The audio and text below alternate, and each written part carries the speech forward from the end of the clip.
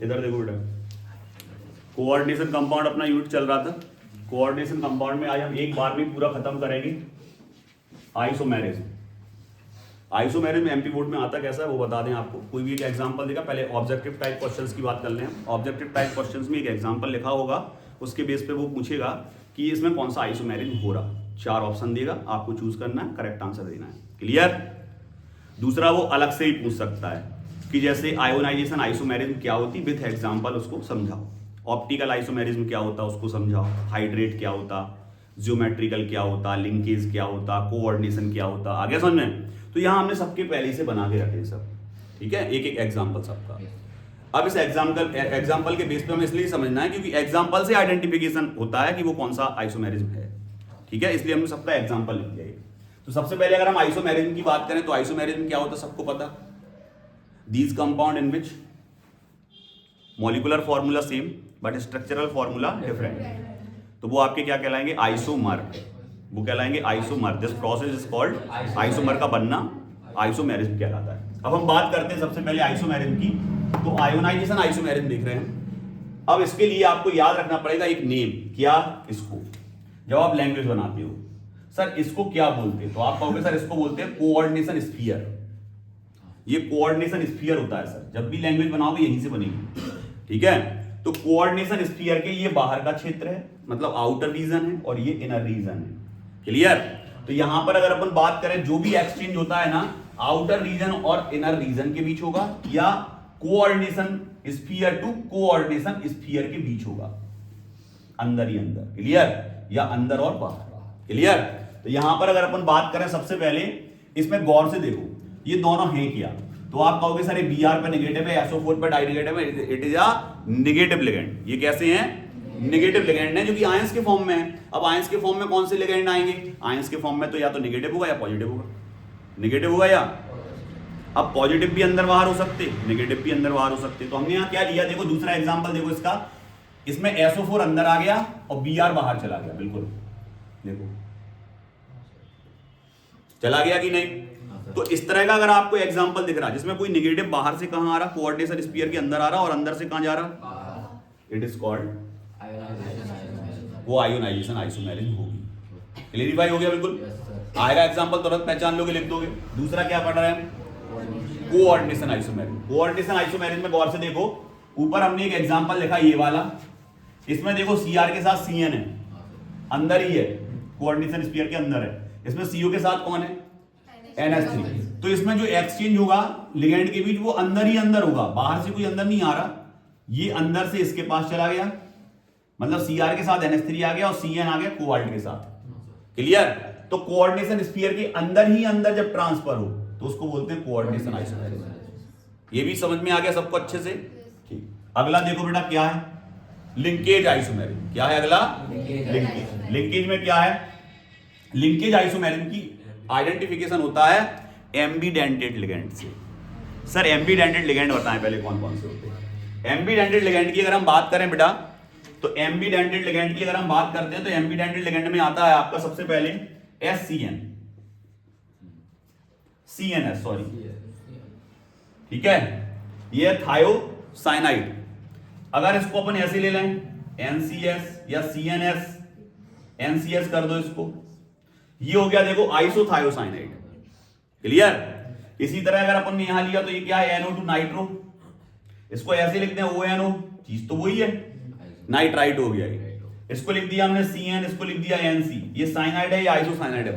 बता क्या रहा वो, बता ये रहा कि इसमें C बना रहा, इसमें N बना रहा, इसमें N बना रहा, इसमें O बना रहा बॉन्ड, इसमें C बना रहा, इसमें N बना रहा। मतलब गौर से अगर अपन देखें तो लिगेंड का अलग अलग एटम क्या कर रहा, इलेक्ट्रॉन डोनेट कर रहा है, इलेक्ट्रॉन पेयर डोनेट कर रहा है। क्लियर।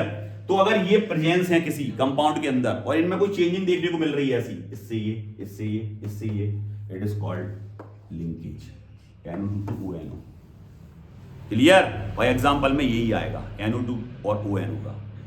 क्लियर। या मिल सकता है साइनाइड और आइसोसाइनाइड। ठीक है। इधर देखो अगला, अगला वो क्या कह रहा है बेटा, अगला वो कह रहा हाइड्रेट समावयवता की अगर हम बात करें तो हाइड्रेट मतलब होता है वाटर का मॉलिक्यूल इन्फॉर्मेशन देगा इसमें। तो देखो वाटर का मॉलिक्यूल अंदर से कहां आ गया, कुछ नहीं आया, केवल वाटर का। सर इसको ऐसे, और फिर देखो यहाँ बैलेंसिंग भी बनानी है आपको। बैलेंसिंग देखो, इसमें से 6 इसमें गए थे तो 6 इसमें आए थे, इसमें से देखो एक लिगेंड अंदर गया तो एक लिगेंड बाहर गया, तो बैलेंसिंग भी बनानी है। अगर एक H2 अंदर आ रहा तो इसमें से एक Cl कहां चला गया, बाहर चला गया, तो इसको ऐसे लिखेंगे H2 into Cl या Cl into H2, कैसे भी लिख सकते हैं आगे पीछे। क्लियर? तो H2 बाहर जाएगा तो एक Cl अंदर आएगा, ये H2 बाहर गया तो एक Cl अंदर आ गया, तो बाहर एक Cl बचा, अंदर देखो एक Cl की जगह 2 Cl हो गए। क्लियर? ये ध्यान रखना है जब एग्जांपल लिखते हो, नहीं तो H2 बाहर निकाला है, बाहर से कुछ अंदर नहीं डाला। समझ रहे कि नहीं? सर क्यों जरूरी है अंदर डालना?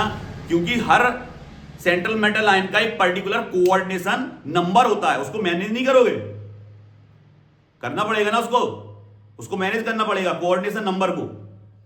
अब बात करते हैं इसकी। अगला क्या है आपका, पोजीशन आइसोमेरिज। पोजीशन आइसोमेरिज में क्या होता है, जो लिगेंड होते हैं उनकी पोजीशन चेंज होती है। आगे समझने, तो पोजीशन बेस पर उनकी पोजीशन चेंज होगी लिगेंड की, तो वो 2 प्रकार के होंगे इस प्रकार की पोजीशन आइसोमेरिज। कौन कौन सी? एक होती है ज्योमेट्रिकल, एक होती है ऑप्टिकल। एक होती है ज्योमेट्रिकल, एक होती है ऑप्टिकल। तो पहले हम क्या पढ़ रहे हैं, ज्योमेट्रिकल में देखो सबसे पहले स्क्वायर प्लानर। किसका एग्जांपल है ये?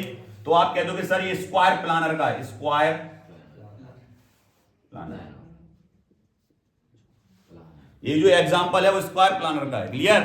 अब बात करते हैं इसमें, देखो अब सब जानते हैं, अगर कोई स्क्वायर है आपका और आपसे हम पूछें यहां ए है, बी है, सी है और डी है, और आपसे पूछें ए बी कितने डिग्री के एंगल पे, तो आप कह दोगे सर 90, ये भी 90, ये भी 90, ये भी 90, ओवरऑल 360। क्लियर? तो यहां पर जल्दी बताओ NH3 कितनी पोजीशन पे, तो आप कहोगे 180, आमने सामने है। ये भी कितने पे है? 180। इस प्रकार का क्या कहलाता है?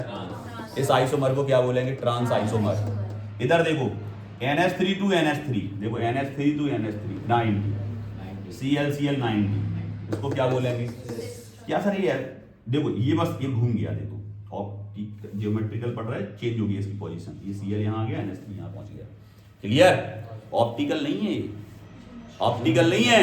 आप कह रहे हैं अरे सर घूम गया, अरे ये कहां घूमे, ये कहां घूमे? ऑप्टिकल होता तो ये दोनों इस तरफ आते, ये दोनों इस तरफ जाते। क्लियर? तो ध्यान रखना है, कोई अगर पूछता है स्क्वायर प्लानर में क्या ऑप्टिकल आइसोमेरिज्म देखने को मिलता है, स्क्वायर प्लानर में क्या ऑप्टिकल आइसोमेरिज्म देखने को मिलता है? मिलता है, ये नहीं कहोगे नहीं, मिलता है। कब मिलता है? जब ये चारों अलग अलग हो। कैसे हो? अलग अलग हो। आ गया समझ में? इधर देखो जरा, स्क्वायर प्लानर के बाद किस पे आ गए हम? हेक्सागोनल। हेक्सागोनल क्या होता है? उसमें 6 हो, 6 हो हेक्सागोनल। ये नंबर तुम्हें समझ में नहीं आएंगे, अभी हम समझाएंगे तो पूरे रट जाएंगे तुम्हें। हेक्सागोनल, हेक्सागोनल देखो इस तरह का कंपाउंड होता है, इसमें 6 जुड़े हों। यहां से हमने नंबर पोजीशन 1 से ली, 1 2 3 4, सॉरी 5, गलत हो गया, पूरा गलत हो गया। चलो कोई दिक्कत नहीं, अगर नंबरिंग ऐसी लिखी है तो भी चल जाएगा, 1 2 3 4 5 6 ऐसे भी ले सकते। नहीं तो इसको अगर आप 4 मानोगे तो ये क्या हो जाएगा? 5। ये क्या हो जाएगा? 6। 1 2 3 4 5 6। क्लियर? अब इन सबको हम मिटा दे रहे हैं क्योंकि ये चेंज होगी ना, अब सब चेंज हो गई है। एक को हटाया, सब चेंज हो गई। जहां वो पोजीशन के आधार पर अगर उसको 4 माना था तो सही थी सब। क्लियर? इधर देखो जरा, अब हम इसके बेस पर अगर देखें तो ये पहले अपन को ये देखना ये है कैसा। ठीक है? तो जैसे मान लो इधर देखो, मान लें कि ये स्क्वायर है हमारा, ठीक है? इसके कॉर्नर पर कितने जुड़ेंगे? 1 2 3 4।